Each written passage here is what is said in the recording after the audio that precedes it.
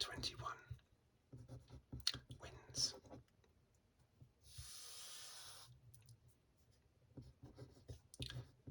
18 poles. 103 podiums. And 46 fastest laps. Now, his major achievement was, of course,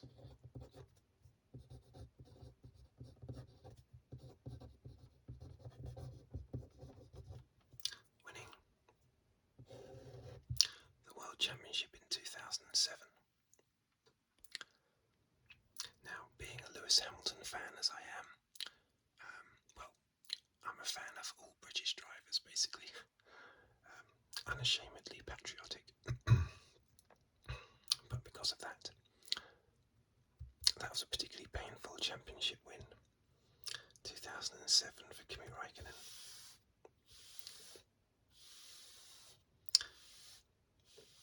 How he managed to come back from 17 points down with 2 races to go when you could only get 10 points for a win back then was amazing. He was very fortunate basically in those last 2 races. So his first race,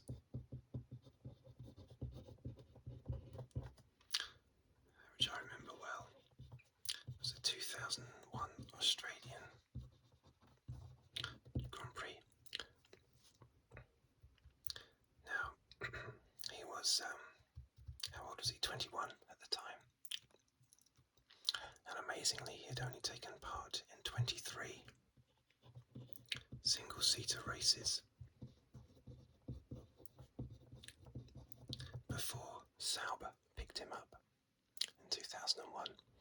They had tested him in 2000. And he had done amazingly well. He had gone a lot quicker than Sauber's current drivers. Their drivers at the time. And so they were worried that other teams were going to see his testing performance and were going to poach him. And so they gave him a sort of code name.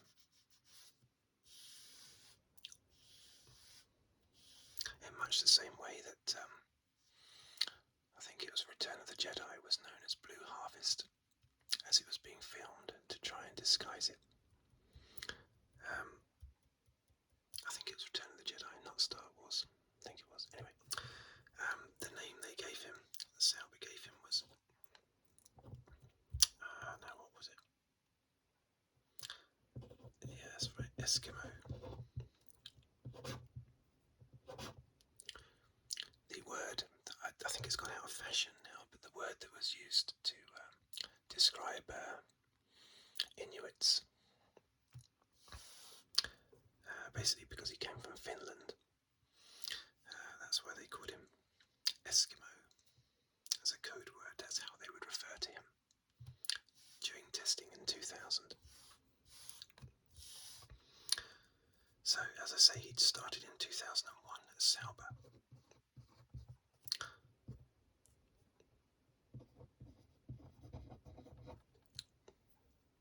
I'll just write down the teams that he raced for.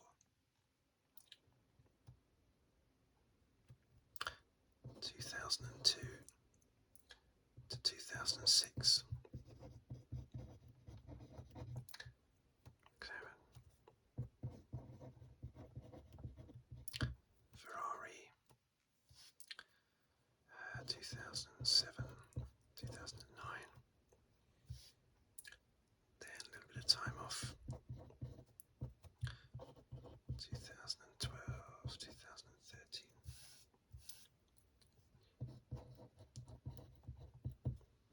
Back at Ferrari again. And then 2019 to 21. Basically back to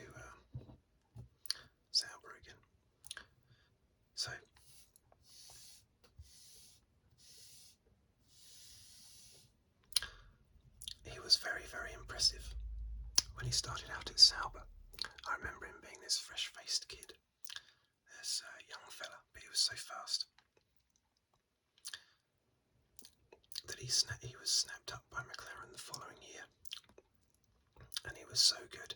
His first race, his first win, was 2003 Malaysian Grand Prix.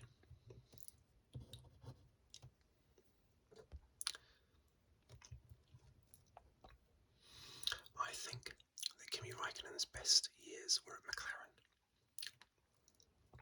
He nearly won the championship in 2003. Came very, very, very close. He lost out by 2 points to Michael Schumacher. In a season that also saw the two Williams drivers of Montoya and Ralf Schumacher getting close to the championship at one point. But yeah, Raikkonen missed out by just 2 points. He was good enough to be world champion that year, I think.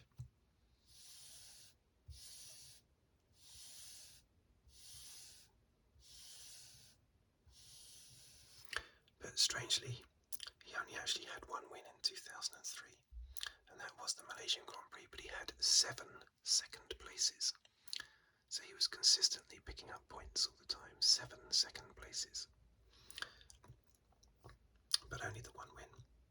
And then in 2005, he missed out by about 20 points, 21 points I think, to Fernando Alonso. Both Kimi and Fernando both won 7 races each. And really I think it was reliability that lost Raikkonen the championship.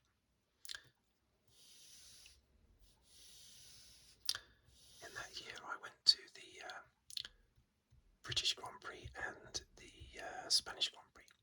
Now I can't remember who won the British Grand Prix, but I remember Raikkonen winning the Spanish Grand Prix on Alonso's home turf. Basically it seemed that if his car was okay and working properly, then he won the race. I think he was the better driver in 2005. I think he just had the edge on Alonso. It was very unfortunate that he had a lot of reliability. I still think Alonso was fantastic though, and still a deserving champion, but I think Raikkonen just had the edge.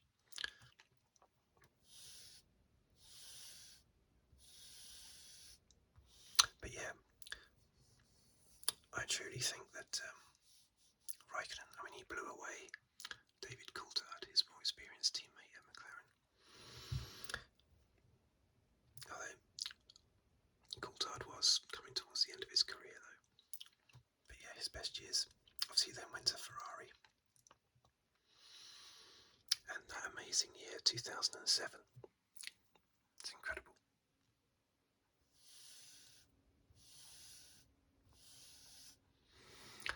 I don't know. It's just incredible how that happened. 2 races to go. Hamilton 17 points ahead of Raikkonen. 17 points ahead. And Raikkonen scores 20 points from 2 wins. And Hamilton just picks up 2 points from a 5th place. Meaning Raikkonen wins the championship by 1 point. Due to Hamilton being left out too long on his tyres. On his worn out tyres. In China. Meaning that he spun off as he was coming into the pit lane. And then in Brazil, the final race, Hamilton had some kind of car failure that lasted about half a lap at the beginning of the race. And he was only able to recover to 7th place, I think. And he needed 5th place to win the championship. It's very, very unlucky for the rookie, Lewis Hamilton. Very lucky for Raikkonen. But Raikkonen, it would have been a travesty if Raikkonen had never been world champion. But I think he should have been champion in either 2003 or 2005. 2007 it should have been Hamilton. But yeah, strangely after that championship win, Raikkonen went off the boil. It was his teammate Massa in 2008 who was the better performing driver. And 2009 as well. So he left Formula One he just wandered off one day, and that was it. He was gone. I think it was before the end of the season, wasn't it? And I think Luca Badoa came in to cover for him and was terrible. But yeah, he didn't even make it to the end of the season. He went off, did some rallying, did some NASCAR, and then he came back to Formula One in 2012. Lotus, and he was really good. I think he won one race in 2012, and he won the first race of the season in 2013 in the Lotus, which was the Renault. Used to be the Renault. Nothing to do with the old historic Lotus team. And then after 2013, strangely, back to Ferrari again. But in those 5 years of Ferrari, he only won one race, and he was nothing like his former self. Just nowhere near his McLaren days, or even his Ferrari days, or even his Lotus days. He was a poor shadow of his previous best, but he kept going. Amazingly, he kept going. And then in 2019, even when Ferrari dropped him at the end of 2018, they only kept him for so long, I think, because Vettel was happy with Raikkonen. And they were friends, but you could argue that Vettel was only happy with Raikkonen because he knew he could beat him. Anyway, he then goes to Alfa Romeo, and he was there for 3 years, just finishing 15th in every Grand Prix. What's the point in that? Strangely, you look at these statistics, and it looks like he absolutely loved Formula One, but he had a reputation for always making out that he hated Formula One, didn't know what he was doing there, and couldn't stand it. And I think what he has clarified that in more recent years, and pointed out that it wasn't the racing he didn't like, it was everything else. Problem is, everything else is a lot, There's a lot of stuff that goes on outside the cockpit, so it's still amazing that he stayed for so long when he hated everything that didn't involve racing.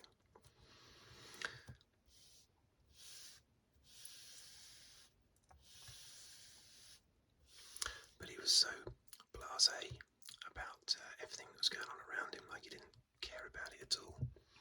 I remember he famously said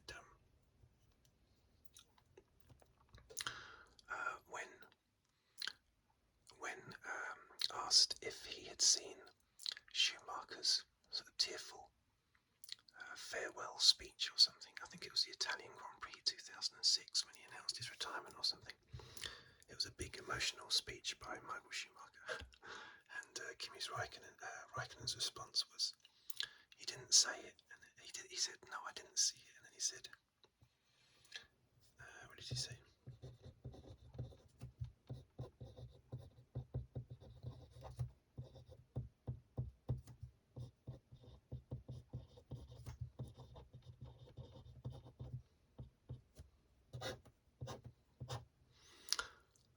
I was taking a toilet break. Now, he didn't use those precise words. I think everyone knows the words he used, or the word he used. But it was just his complete disinterest in everything going on around him in Formula One. He seemed to almost be disinterested in himself as well. Didn't want to talk. He seemed to bore himself whenever he talked about his own performance. But I guess he loved being in the car, and that's why he stayed for so long, and indeed has more Grand Prix starts than any other driver. Although Fernando Alonso will pass that 350 Grand Prix starts. Some records say 349. I'm not sure if it's 350 or 349, but anyway, Alonso will pass that this year, as long as he finishes the year. Because Alonso had his debut in the same year, 2001. And of course they both had sabbaticals as well, where they left the sport for a few years and then came back. And they both won their first races in the same year, 2003. So very similar.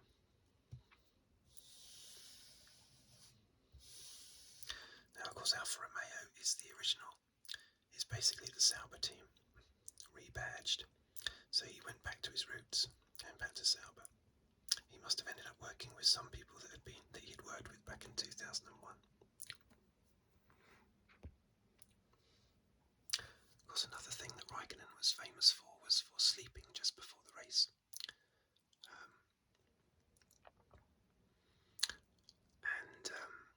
Although I should think that as the engines started to rev up, as the red lights were counting up, I suspect that probably woke him up just in time for the start of the race. But yeah, he did used to keep relatively close to the start of races. Obviously, I'm exaggerating by saying as the lights were going on.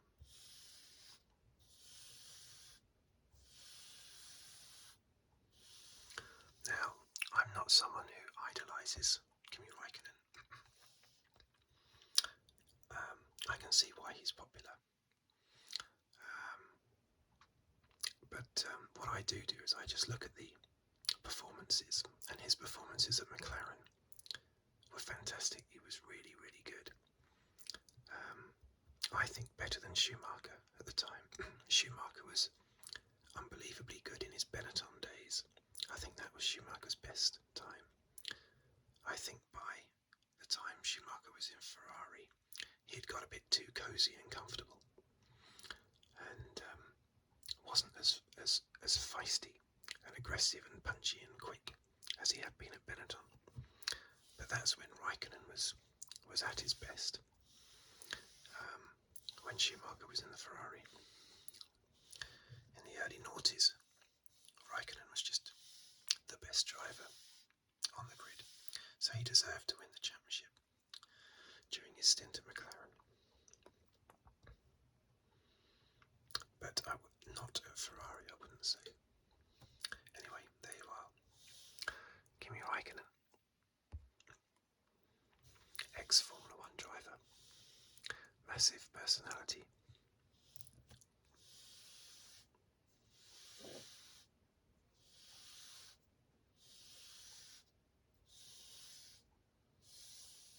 There we are. Okay, thank you for watching. Thank you for listening.